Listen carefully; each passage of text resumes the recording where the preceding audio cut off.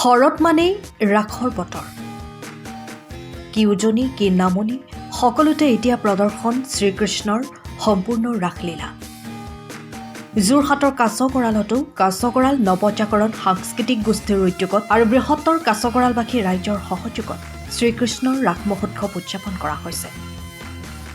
পুৱাৰ ভাগতে পতাকা উত্তোলন, প্ৰয়াত শিল্পী জুবিন গাৰ্গ আৰু দীপক শৰ্মাৰ প্ৰতিচ্ছবিৰ সন্মুখত বন্তি প্ৰজ্বলন কৰি শ্ৰদ্ধাঞ্জলি জনোৱাৰ পিছতেই জুবিন গাৰ্গে ভালপোৱা নাহৰৰ প্ৰায় 200টা পুলি ৰোপণ কৰা হয়।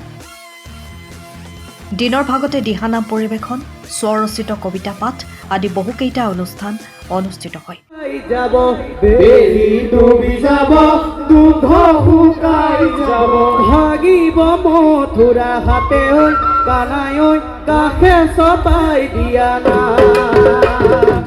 আৰু দ্বিতীয় দিনা শ্ৰীকৃষ্ণৰ সম্পূৰ্ণ ৰাস প্ৰদৰ্শন কৰা হ'ব বুলি উদ্যোক্তাসকলে জানিবলৈ দিয়ে। শ্ৰী শ্ৰীকৃষ্ণৰ সম্পূৰ্ণ ৰাসলীলা পাতিবৰ কাৰণে আমি আয়োজন কৰি আজি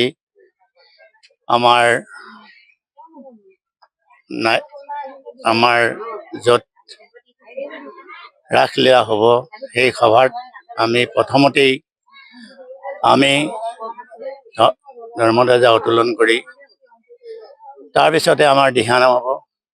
দিহানামৰ আগত আমাৰ পাণৰ শিল্পী হিয়াৰ আমঠু জুবিন গাৰ্গদাৰ স্মৃতিত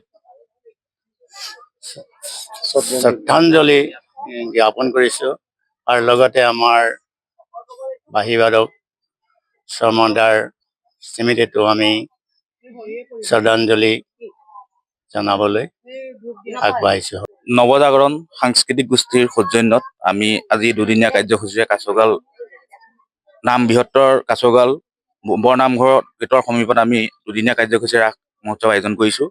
আজি প্ৰথম কাৰ্যসূচী হিচাপে আমাৰ পতাকা উত্তোলন হৈ গৈছে। তাৰপিছতে আমি আমাৰ অসমীয়া প্ৰাণৰ হিয়াৰ আমঠু জুবিন গাৰ্গদেৱৰ শ্ৰদ্ধাঞ্জলি অনুষ্ঠান আমি সমাপ্ত কৰিলোঁ। লগতে আমাৰ আজি পৰহি আমাৰ মাজৰ পৰা হেৰাই যোৱা বাঁহীবাদক দীপক শৰ্মা ডাঙৰীয়াৰো আমি আজি শ্ৰদ্ধাঞ্জলি অনুষ্ঠান ৰাখিলোঁ।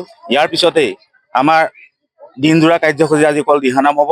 দিহানাম হোৱাৰ পিছত গধূলিলৈ আমাৰ ইয়াত প্ৰায় আমাৰ যিখিনি নৱজাগৰণ সাংস্কৃতিক গোষ্ঠীৰ যিকেইজন সতীৰ্থ আছে, সতীৰ্থখিনিৰ মাজত প্ৰাণ পাই উঠিব আকৌ মায়াবিনী ৰাতিৰ বুকুত।